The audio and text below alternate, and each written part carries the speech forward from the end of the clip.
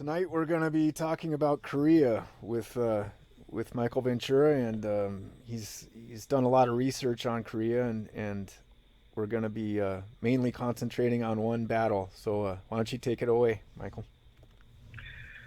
Well, thank you. Korea, as in the Korean War, Right. uh, and it's notable that since 1945 and the end of World War II, the United States has fought a lot of wars without declaring one of them. The last time the United States declared war was against Germany and Japan in December 1941, and so obviously the rules of war changed, especially with the atomic bomb. And countries did not want to declare any more than Putin wanted even to call his invasion of Ukraine a war. In a similar way, though I'm not equating Harry S. Truman, President of the United States, with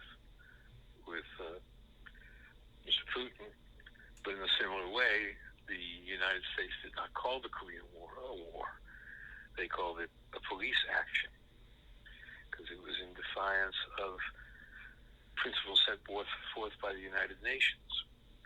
And as we did, we being the United States, in the first Iraq War, and then in the second Iraq War, we could call it a United Nations or a NATO war. United Nations, I think we call those NATO wars. The Korean War is called the United Nations War. Even though the United States and Korea was 90% of the military force. England, Turkey, and a couple of other countries contributed forces and lost people and had prisoners of war. I'm not trying to denigrate what they did, but 90% of that was a U.S. war. So we go back to 1945 and the end of World War II. The United States had fought a very, very difficult Pacific War. And I'm going to go into that a little bit. In part, it was difficult because of the Japanese were fierce fighters. In part, it was difficult because we didn't understand our enemy. And because command was not what it should have been. But the United States had dropped the bomb on Hiroshima and Nagasaki. Now, the propaganda that is still believed by most people to this day is that the Japanese were going to fiercely defend their island with suicide people, mothers with their babies jumping off cliffs. Really, they said this. All kind of bloody fighting. It was going to be awful. And so those two bombs saved American lives. Generals as prestigious as Dwight Eisenhower and Curtis LeMay, and I'm just naming two names of the many people in high command who said, it's not necessary, they're done, they're starving. Truman and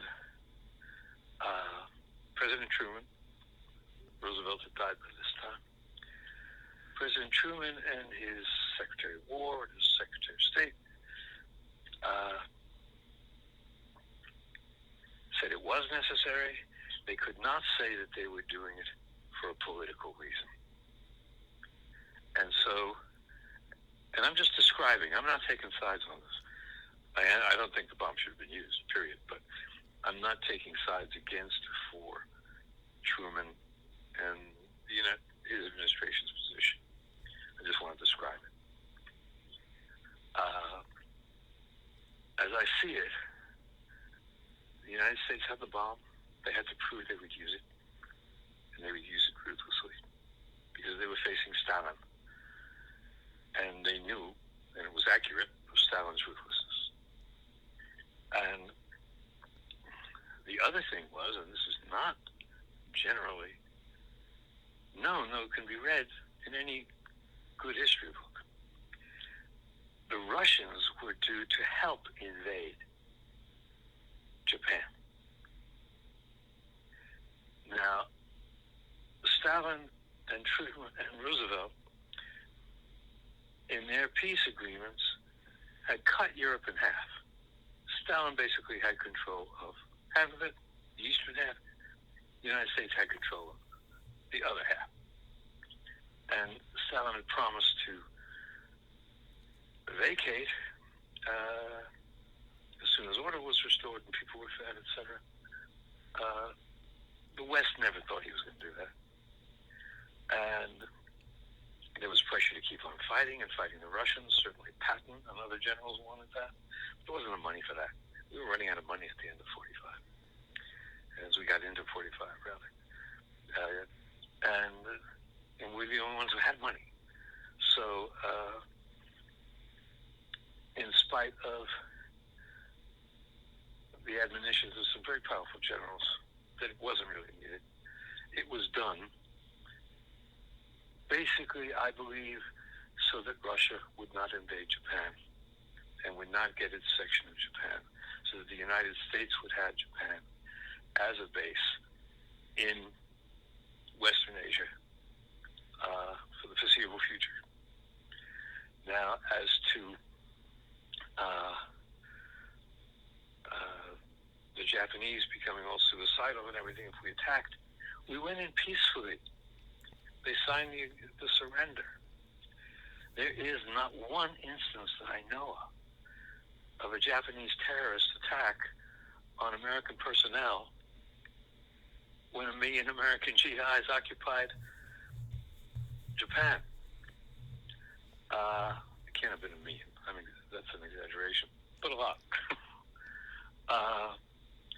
And what we did when we got there was we fed the people. The people were starving. They weren't attacking anybody. The biggest job of the occupying forces when they got there was to feed the people and get them away from the brink of starvation. So we're in Japan. Korea has been split by another agreement. North Korea will be run by the North Koreans who are supported by the Chinese and the Russians. South Korea is under the protectorship of the United Nations, the USA. In 1949, two big things happened. Russia gets the bomb.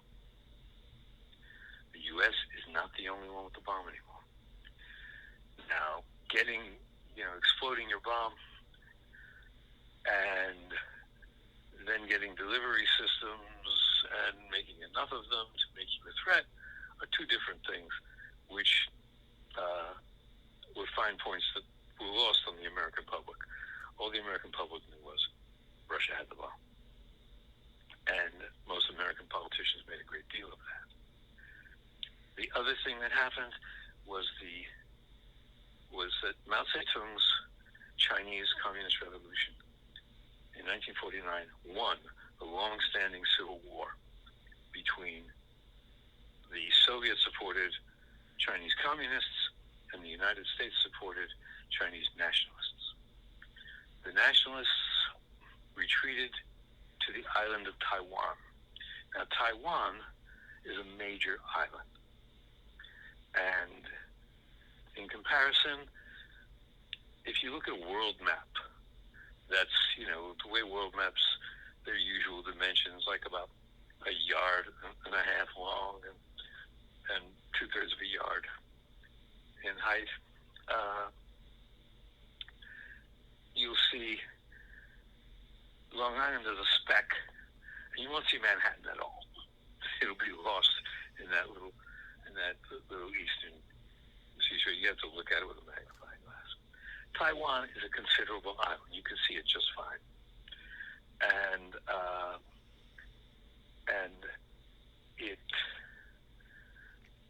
the Taiwan Straits are slightly bigger by my eye than the English Channel. So it is a job for an army to invade something as big as that, get their boats across, the way it was for the Normandy invasion. China, I have to back up in that sentence, Taiwan was recognized by the United States as China. That was China as it was recognized by the United States. They weren't recognizing Communist China, which was by far the bulk of China. Mao wanted to invade China, the Taiwan, wanted to go across the Taiwanese Straits. But Truman, President Truman, sent the 7th Fleet to guard the Taiwan Strait, and China didn't have a navy. So that was that. You couldn't manufacture a navy out of thin air. And to this day, China wants to invade Taiwan, wants to annex Taiwan, wants to make it part of China. But there is the logistical thing of how do you get an invasion army across the Straits of Taiwan. Paratroopers are not enough, as proved very recently and decisively in Ukraine. Special troops are not enough. You've got to get an army over there. And Taiwan is very, very well armed by the United States. Getting an army across there takes more than bluster. You have to somehow assure that you're going to get an army. Planes can't do it. They're not big enough. You don't have enough of them. You need ships. And so Mao had amassed an army facing the Straits of Taiwan and realized he couldn't invade. So there's Mao's army sitting there. It's a long way from Mao's army across the Straits of Taiwan to the North Korean border. The North Korea borders with China on the west and Russia on the east.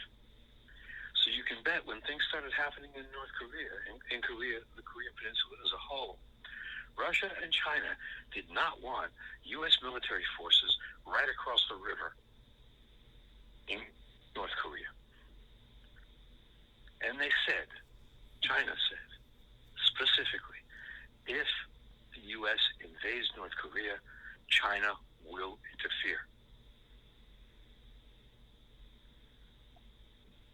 The U.S. military did not take it seriously, and this was partly because of prejudice and their experience with the rather corrupt nationalist Chinese.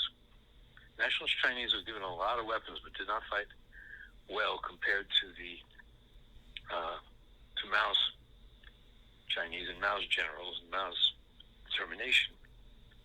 The leadership on the communist side was much better, even though the weapons on the nationalist side were superior. And they had the numbers because the people believed what Mao and his people were selling, much more so than they believed the nationalists. So you get to 1950, and there's a lot of upheaval in South Korea. Most of the American contingents are in Japan. General MacArthur is commanding.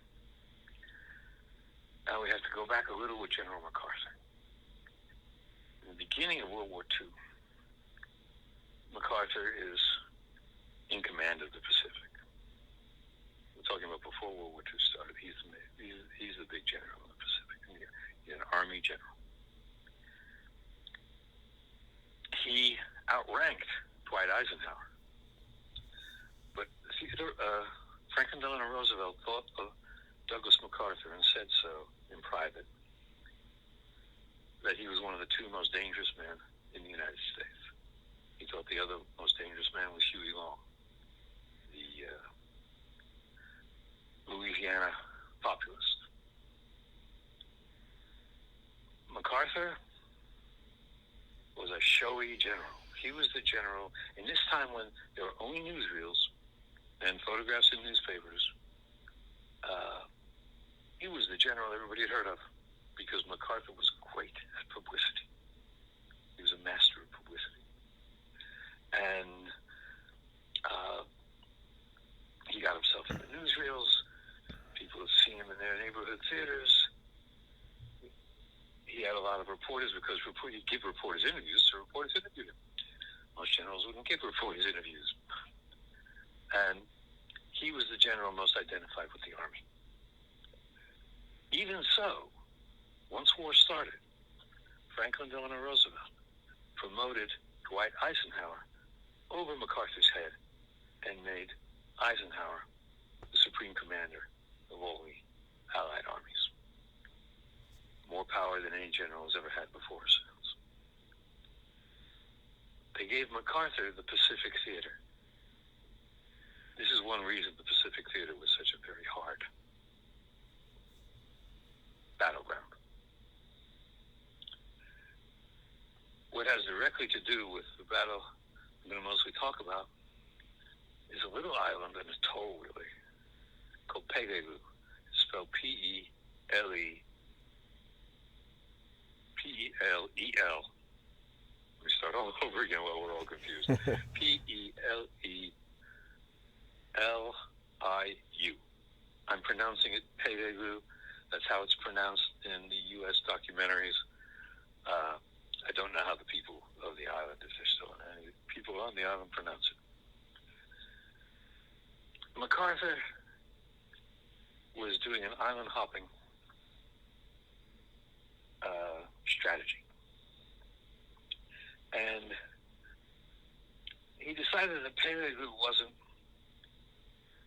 worth taking because there were other islands that could be strategically, that were more strategically placed.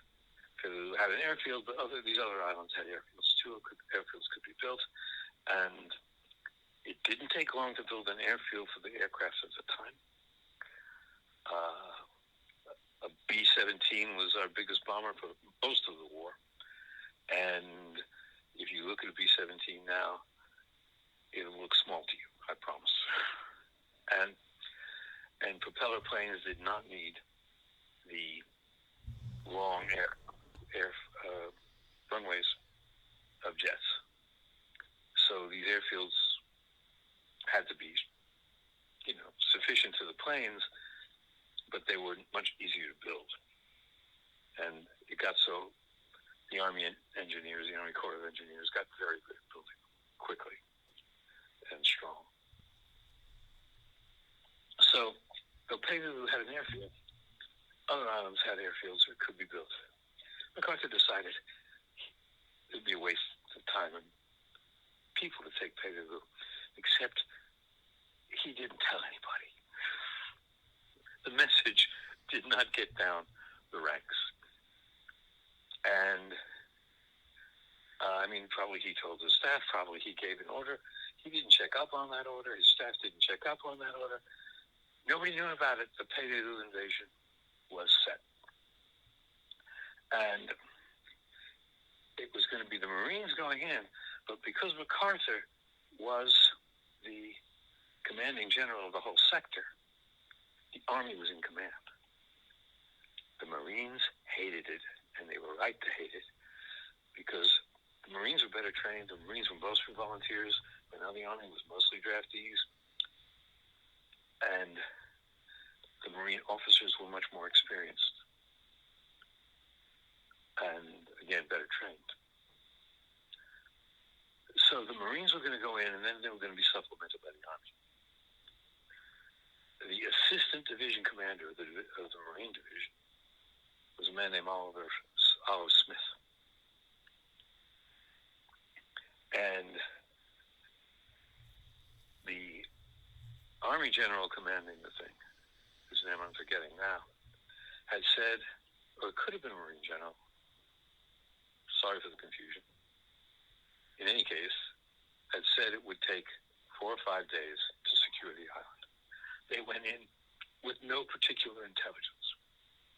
They went in with no particular reconnaissance. They went in thinking the Navy will hit the island with battleships, big guns, scrape the defenders away.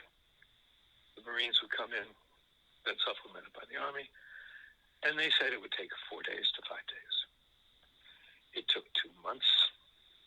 The fighting was fierce and every day.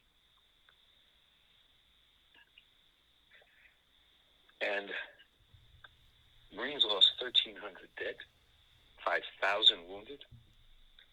The Army lost 600 dead, nearly 3,000 wounded.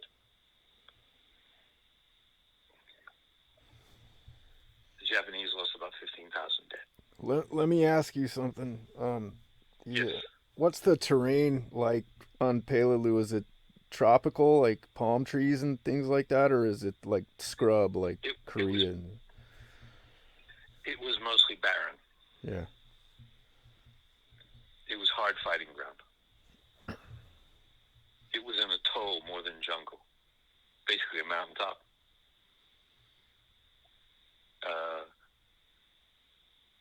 Like a bunch of those islands like Iwo Jima, Yeah. the top of the mountain that goes way deep.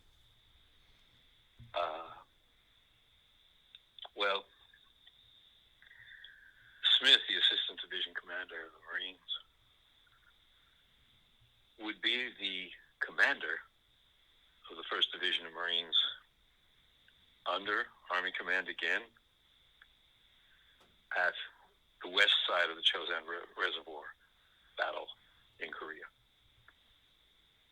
with a complete hatred of Army Command. That will figure in. So, we get to Korea. And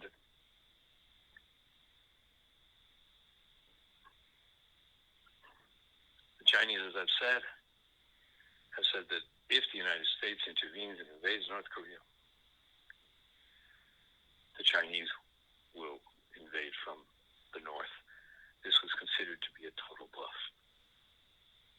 Why? Because most of Mao's forces were across from Formosa, from Taiwan, as it was called Formosa before. And they were in Taiwan, facing Taiwan rather. And the Chinese didn't have a railroad system. They didn't have a good road system. How are they possibly going to get there? It was written off. So there was turmoil, political turmoil in South Korea, with the government of South Korea killing 10,000 quote-unquote communists, civilians, trying to establish its authority. North Korea attacked South Korea. There's a sizable, but not well-armed, not well-trained American contingent. It has to retreat and retreat and retreat. Finally, you have about, and I'm sorry to be vague on this, but the number is escaping me. You have about 30,000 American troops pretty much hemmed in on the southwest coast of the Chinese peninsula. MacArthur gets this audacious idea that, not to create false suspense, that incredibly worked. He sends Army and Marine contingents in boats up around the west side, west coast of Korea, to just below the North Korea line. And they invade at Incheon, an amphibious landing. Marines in the lead, because they know how to do that. They invade at Incheon. They surprise the North Koreans completely, who have routed the South Korean army. They cut their supply lines. The North Koreans are in retreat. MacArthur becomes the god of generals because this thing worked. He suddenly has tremendous cred. A whole lot of people in Congress are completely on his side. He has been given orders not to attack China. He tells President Truman that they need to pursue the retreating Chinese. He believes the Chinese are retreating. They need to pursue the North Korean army. They need to pursue the retreating Chinese into North Korea. And Truman said it was the mistake of his life to give him permission, but felt pressured from all sides and gave into the pressure. And Truman was not somebody who easily gave into pressure. Let's remember that Truman, by executive order, desegregated the armed forces against the wishes of his own party and against the wishes of the armed forces and against the general racism of the United States. And he did it by executive order, and he knew it would cripple him politically. And he did it anyway. So Truman was not a weak man. But the pressure in support of MacArthur was huge, and he did give in to MacArthur. And MacArthur sent what was called X-Corps into North Korea. X-Corps, okay, we have to step back a second and say that when the United States finished with World War II, it decommissioned a great deal of the army.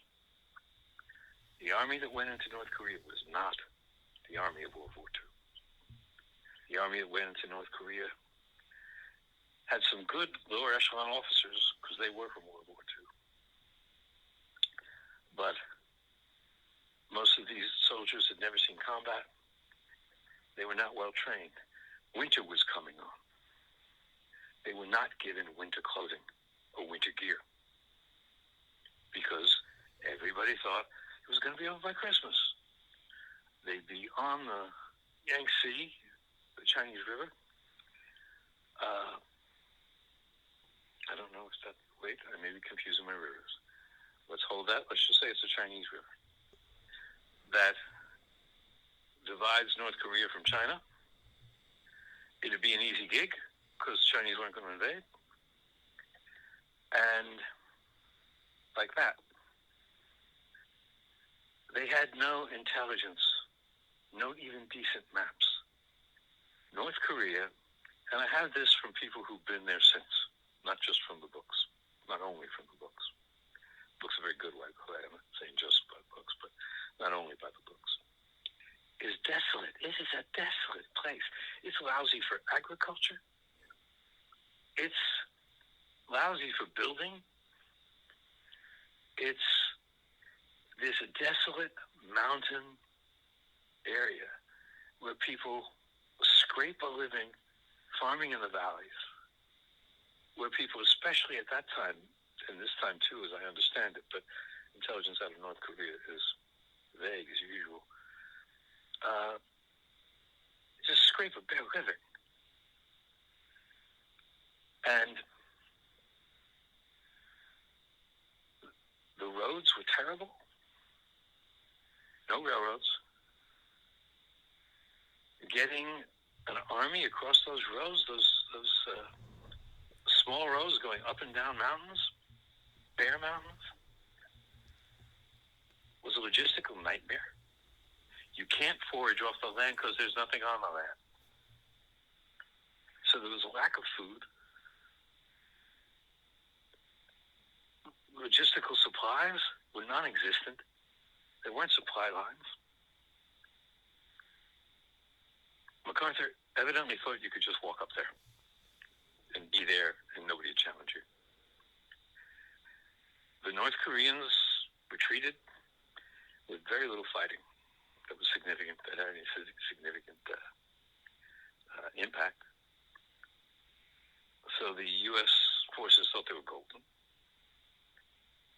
And the U.S. forces were, and I have this from data from witnesses, soldiers who were in it. They thought they were going to be home soon. They were told they were going to be home soon. They didn't think there was going to be a fight. They couldn't believe that that as shaggy as they were, that there was going to be any kind of serious action. There wasn't enough ammunition. There wasn't enough anything. There was some artillery units that were well equipped, but they weren't. They were well equipped with what they had. There was not going to be a supply line to give them anything. They didn't know that. And merrily they went on their way. Meanwhile, Mao Zedong and his generals, and remember, this was an experienced military force. They'd been fighting a Chinese civil war since the 1920s, and then they fought the Japanese. They had been fighting continually from the 1920s through the 30s into the 40s. At the time, they were probably the best generaled and best seasoned military force on earth. After we'd taken down, basically stood down the army and shrunk the Marines. What the Chinese have always had is an industrious peasantry. They loaded up an army of peasants carrying supplies on donkeys, on their backs. And they brought several Chinese divisions. We're talking 20 to 40,000 people, military, up the coast by night, hidden by day. Nobody expected this, and our intelligence was so absolutely poor that you have to say it was non-existent. And they brought several divisions to the Chinese-North Korean border without the U.S. suspecting it at all. We had air reconnaissance, which was not then what it is now. We didn't have any eyes in the sky. There were no satellites. The satellite had not been invented yet. And it was cursory because they're not looking for something nobody expects. They're just making sure nothing's going on down there. And it's by day, and they don't see a damn thing.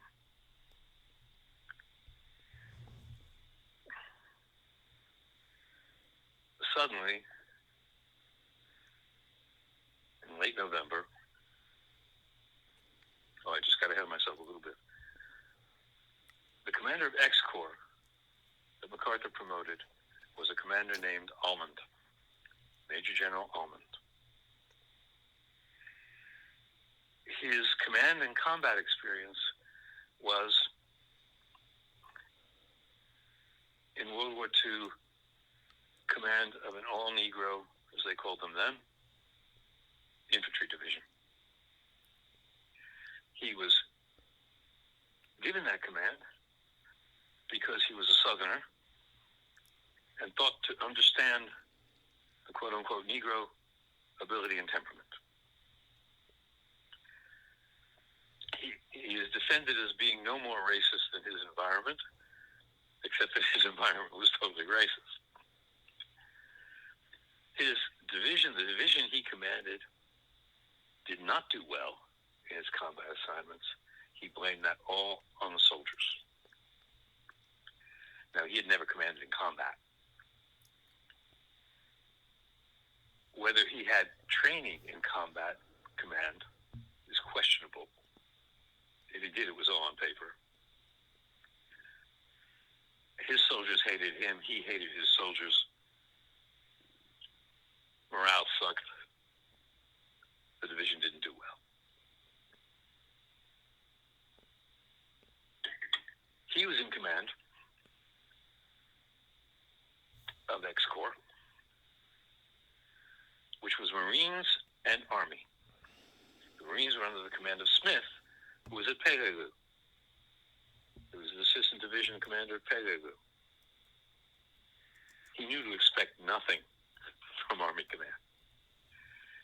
His people, the Marines, had winter clothing. They had good ammunition. They had good discipline. They had good stores. They kept a tight ship. They were a fighting unit. The Army unit of X Corps was called Regimental Combat Team. It was made up of 3 regiments. Now, to give you an idea of the command structure of this kind of thing, you have a platoon. A lieutenant commands a platoon with the help of a sergeant, corporal, sometimes 2 sergeants. A platoon can be as many as 40, as little as 15 guys. Now it's guys and gals, then guys. Usually with a machine gun, supplement, depending, a mortar, supplement. Usually 3 or 4 platoons make a company. Usually 3 or 4 companies make a battalion. 3 battalions make a regiment.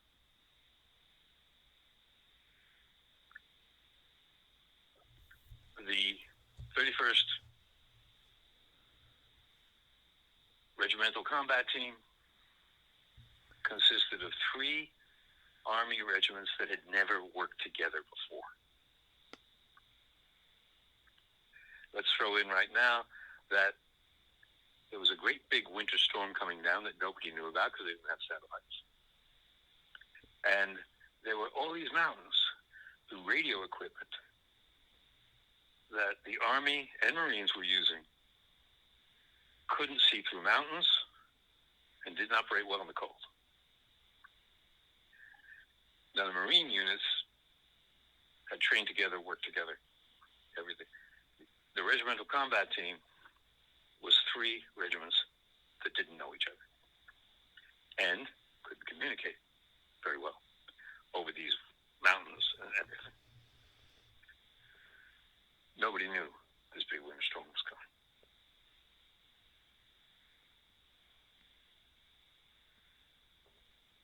So, they're making their way very spread out across North Korea, making their way north. Their morale is kind of jolly because they don't think this is a serious gig.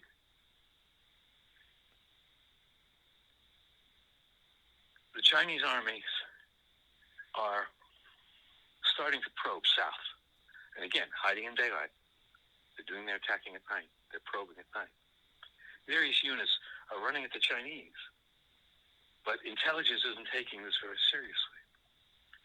Now, they have intelligence. Their intelligence is masses of North Korean peasants are running from the armies. Thousands. They can see them. They have people who interview them. They say the Chinese are coming. This is passed on to high command. High command doesn't believe it. They say, we've got planes in the air. We don't see no Chinese. They didn't have the imagination to understand that it might be done some other way.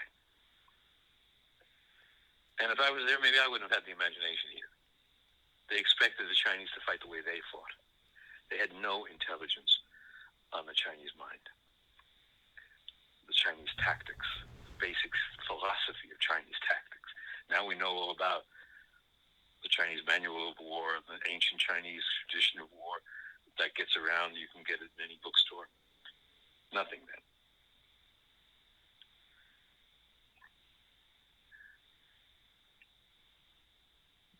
I'm going to try to go pretty fast with this. I don't know how long you want me to go on. But the Marines are on the west side of the Chosin Reservoir. It's an enormous reservoir.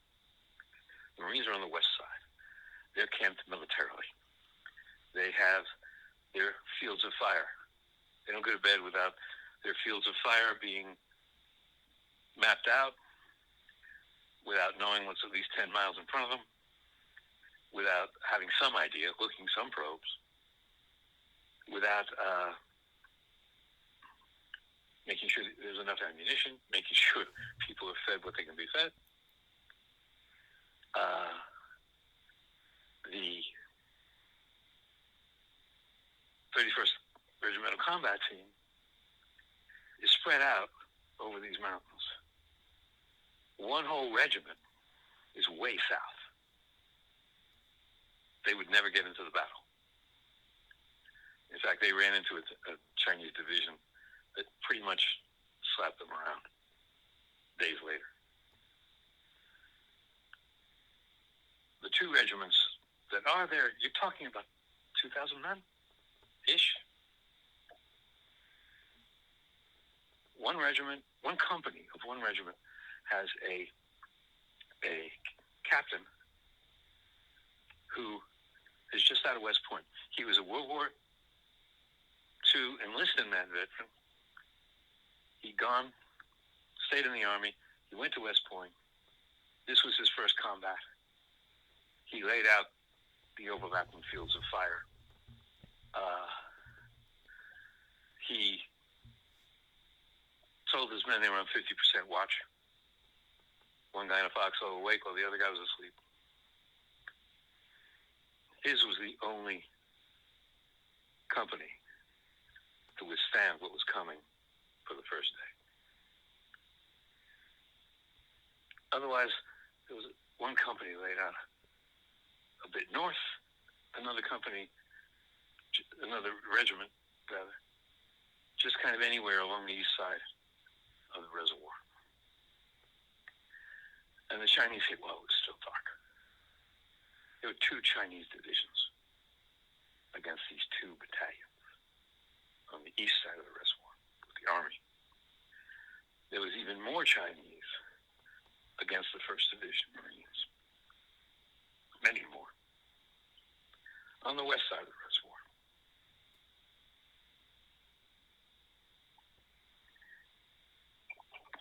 When it was reported, there was very little radio contact. It was very sporadic with X-Corps headquarters.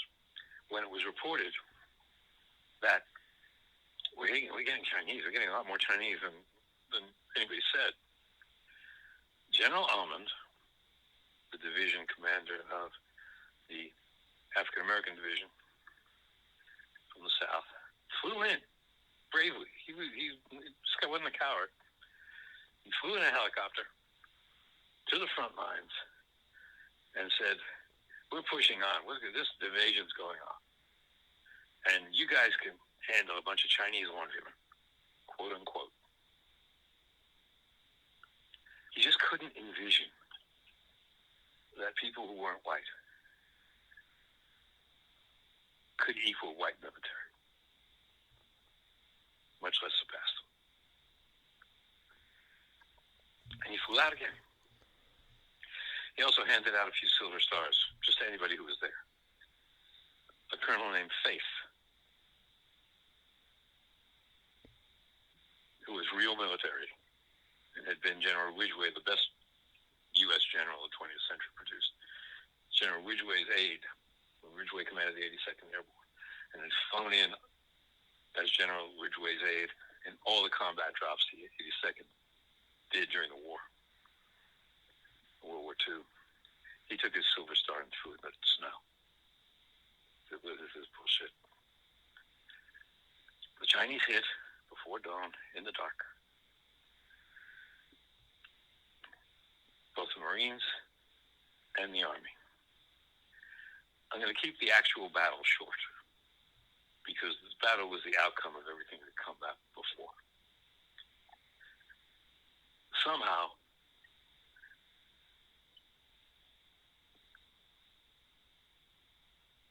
the army on the east side,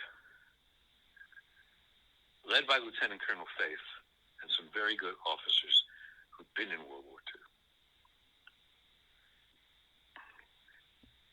Their first commander was Colonel McLean, but he was shot the first day because he thought he saw soldiers across the bay, and because they were wearing Parkers, he walked on the ice. He thought they were the lost battalion that had been south, and they had been his battalion, so he thought his guys were coming up the road. And he went on the ice saying hi to his guys, and he got shot a bunch of times by a bunch of Chinese. But he made it across, in spite of his wounds, and he died in captivity probably the next day. So Colonel Faith was in charge. He was young for a colonel. He was on fast track to be general. He was well liked. He was competent. He showed his nerve and bravery in World War II. He was up to the job. But 2,000 guys were facing, they're not sure. The numbers range, if you read the histories, from 12,000 to 15,000 to 20,000 guys. And those 20,000 guys had a lot of ammunition. And the basic Chinese way at that time, they threw their least experienced soldiers and even their pack-trained people at the 31st Regimental Combat Team to use up the ammunition. They knew these guys couldn't fight for a long time. They lost a lot of men. In fact, even though Task Force Faith, as it came to be called, had 90% casualties, and even though the Chinese to this day consider the conquest of Task Force Faith their biggest military achievement, battle achievement in the Korean War, Task Force Faith decimated those two divisions. They were crippled. They couldn't join the rest of the combat, which meant that when the Marine Division on the west side of the reservoir got it together, realized what they were up against, and they knew they had General Smith, who'd been a Pegler, knew they had to advance to the rear, as he put it. He said, retreat hell. This is an advance to the rear. They did it in an orderly way. They didn't leave equipment. They destroyed any equipment they couldn't take with them. They brought their dead. They brought their wounded. And it's a very famous military feat that they got all the way south with a substantial number of their men. Substantial casualties, heavy fighting, with a substantial number of their men. What didn't get into the history books until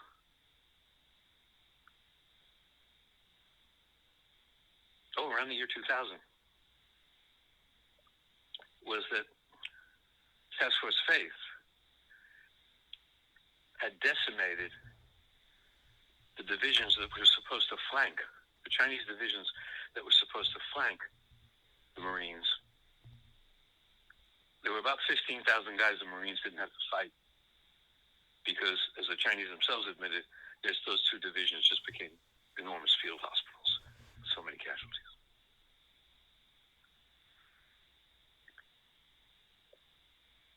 As I said, Task Force Faith had 90% casualties, dead and wounded. Very few got out. It was not orderly. It was a rout at the end because they didn't have any ammunition left. The Marines accused them of being cowards and running and leaving their guns. That didn't happen. They left when they didn't have anything left to fight with.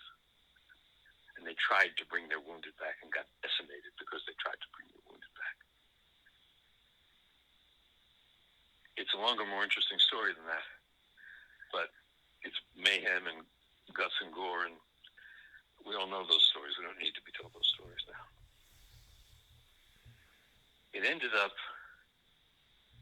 with General Ridgway, Truman sending General Ridgway in, relieving MacArthur of command, which even then took a lot, even after all the mayhem, took a lot of guts. MacArthur, by the way, never slept a night on Korean soil. He was operating the whole thing from Tokyo. And Ridgway, as I said before, probably the best general we had. We hear about Bradley and we hear about Patman. They were very, very good, but Ridgway was a cut above. Eisenhower by now was president, and he put in Ridgway. And the war went on for 3 years. A stalemate. Technically, it's still going on. There's a ceasefire. Who won? Well, the Chinese and the Russians, because they put in a lot of ammunition, et cetera, at the time, stopped the U.S. from having a military presence on that far western border. They got the North Koreans to hold North Korea, so the Chinese didn't have to put men there. And by the terms of the agreement, something like 30,000 Americans have been in service in South Korea, sometimes much more, sometimes less, for more than 70 years now. So you could say the South Koreans won because they got to be the industrial place that South Korea is. I don't see how you say the Americans won. Certainly the American taxpayer didn't.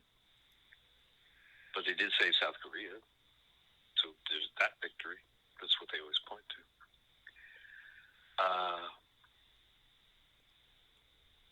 And that stalemate continues.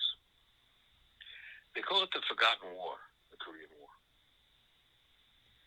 2 million is the minimal figure you're going to find on civilian casualties. 2 million. Proportion to the population, higher civilian casualty count than World War II.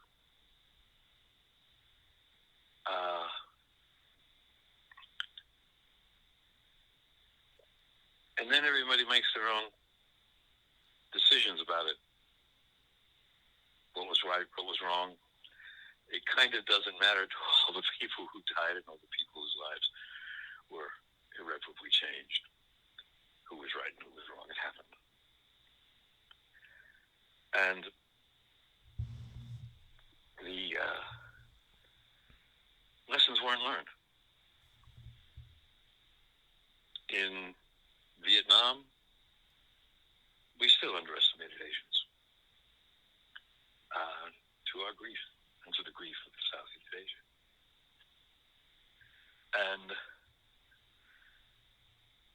And Condoleezza Rice, when she was Secretary of State, made the incredible statement about Iran, who we occasionally talk of bombing, that the U.S. didn't really understand the government of Iran at all, didn't know what their plans were, anything like that. She just said it casually. And yet we were talking of this kind of military thing. So our intelligence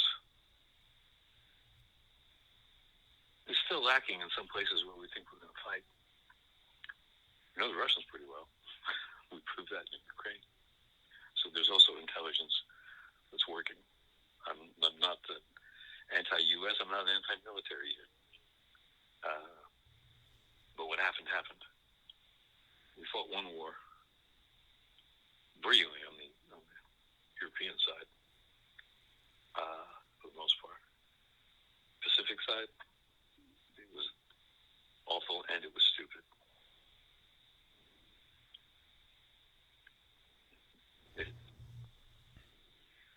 I wasn't there, so I don't know if it had to be done or not. That's what they say. In any case, I haven't got any great eulogy to make. young, and I worked beside people who were in both wars, and I admired them. They were not military by profession. They joined up because it was a war that their country was fighting, or they got drafted. They did what they could. I respected them enormously, including the ones who came back from Vietnam.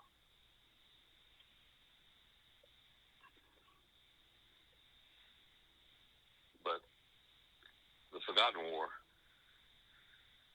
if there ever was a war that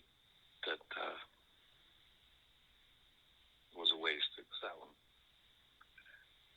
And some of the interviews I read with the veterans of Task Force Faith, survivors, just said, I don't know what we got from that. I don't know why we were there. I don't know what they thought we could do with what we had. So we usually talk about movies. And if you want to see a very, very good movie made on a shoestring during the Korean War, written and directed by Sam Fuller, The Steel Helmet. Sam Fuller was with the 1st Division Army all through World War II, all the 1st Divisions battles, including North Africa, Italy, D-Day, Omaha Beach. So you have a director who was in it, doing a low budget, but very well written, very well played.